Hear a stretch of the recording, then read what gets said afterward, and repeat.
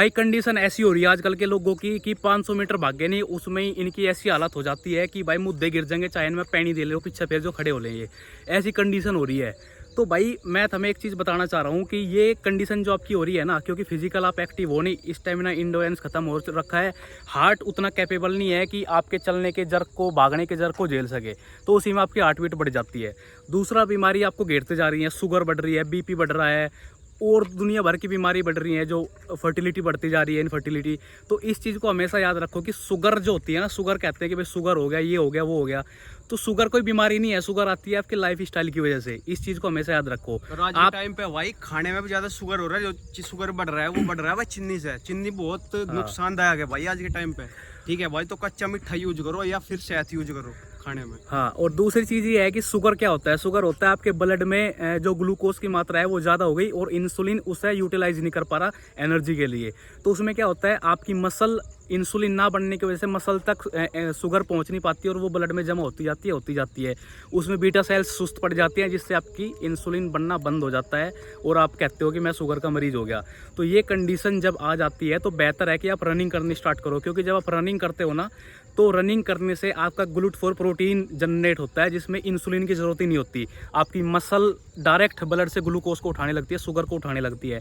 तो जो चीज़ जमा हो रखी थी वो चीज़ उठानी स्टार्ट कर दी मसल ने, तो वो अपने आप ही कम हो जाएगी। दूसरा, जब आप दौड़ते हो, आप बीपी को पकड़ लो, जब आप दौड़ते हो तो रनिंग के करने से आपका बीपी कब होता है, बीपी जब होता है जब आपके अंदर नमक की मात्रा ज़्यादा हो जाती है। लेकिन वहीं जब आप रनिंग करते हो तो रनिंग के करने से आपका पसीना निकलता है और पसीने में सारे का सारा नमक, सोडियम निकलता है, तो यहाँ आपका बीपी भी ठीक हो जाता है। दूसरा, आपकी आर्टरीज होती हैं ब्लॉक हो जाती है, मेरे तो हार्ट ये हो गया, वो हो गया।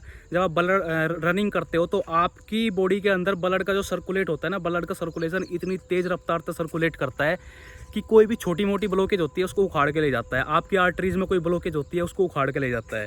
तो यहाँ आपकी आर्टरीज क्लीन होगी, वेन्स क्लीन होगी।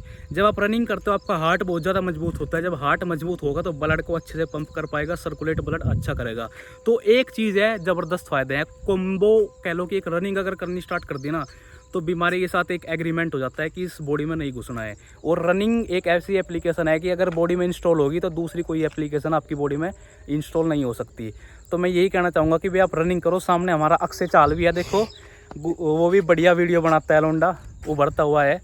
तो मैं यही चीज़ कह रहा हूँ कि सोशल मीडिया बहुत तगड़ी चीज़ है भाई, इसे हल्के में मत लो कि भाई ये है सोशल मीडिया पर। रनिंग करने से पहले अपनी जीभ पे जरूर कंट्रोल कर लेना। जो सा तुम तला हुआ खाते हो ना भाई, ये बहुत नुकसानदायक है अपने शरीर के लिए। जो चर्बी बढ़ रही है ना तुम्हारी, इसके कारण बढ़ रही है, तुम्हारा सांस फूलता है भाई, इसके कारण फूलता है। तो भाई खाने पे जीभ पे अपनी कंट्रोल करो, थोड़ा सात्विक भोजन करो, जिससे रनिंग करते रहो साथ में भाई, जिससे आपका बॉडी फिट रहे भाई।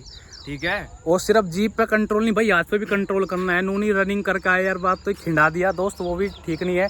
अक्षय चाल ये भी हमारे गांव के हैं, दोस्त हैं, हमारे मित्र हैं, बहुत बढ़िया जो है, देखो क्या दबाए ले जा रहे हैं मोटरसाइकिल को, बहुत बढ़िया वीडियो बनाते हैं ये भी। तो मैं आपको यही कहना चाहूँगा भाई, डेली रनिंग करो, फिट रहो, क्योंकि जितना फिट रहोगे उतना हिट रहोगे, बीमारियों से दूर रहोगे। डाइट सादी लो, नॉर्मल लो, ये नहीं रनिंग करके आए जाकर वहाँ जो समोसा पेल दिया, जाकर मोमोज पेल दिया, वो भी नहीं होना चाहिए भाई। उसमें भाई तो दूध घी पे कंसंट्रेट करो, अपना दूध घी खाओ। दूध घी से बढ़िया कोई प्रोटीन या तुम्हारे एनर्जी नहीं है भाई, शरीर का स्टेमिना बनाएगा वो दूध घी बनाएगा तुम्हारा। और हाथ पे भाई कंट्रोल लगेगा, नलका बंद रहेगा, जब भी कुछ असर करेगा भाई चीज।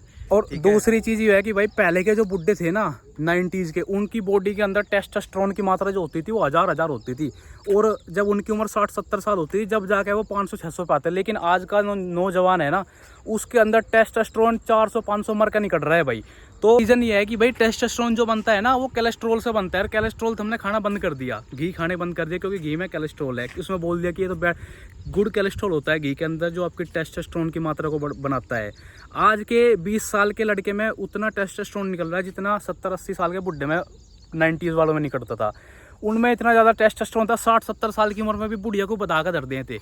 तो मैं यही कहना चाहूँगा कि टेस्टोस्टेरोन खत्म होने की वजह एक ही है, आपने कोलेस्ट्रॉल खाना बंद कर दिया और फैट खाना बंद कर दिया। तो अगर आप नॉन वेज खाते हो तो एग योक में बेस्ट है टेस्टोस्टेरोन के लिए। अगर भाई आप वेजिटेरियन हो तो देसी घी खाओ, उससे बेस्ट कुछ नहीं है। बाकी सब मोह माया है और कुछ नहीं है। कोई भी दिक्कत हो तो बता देना।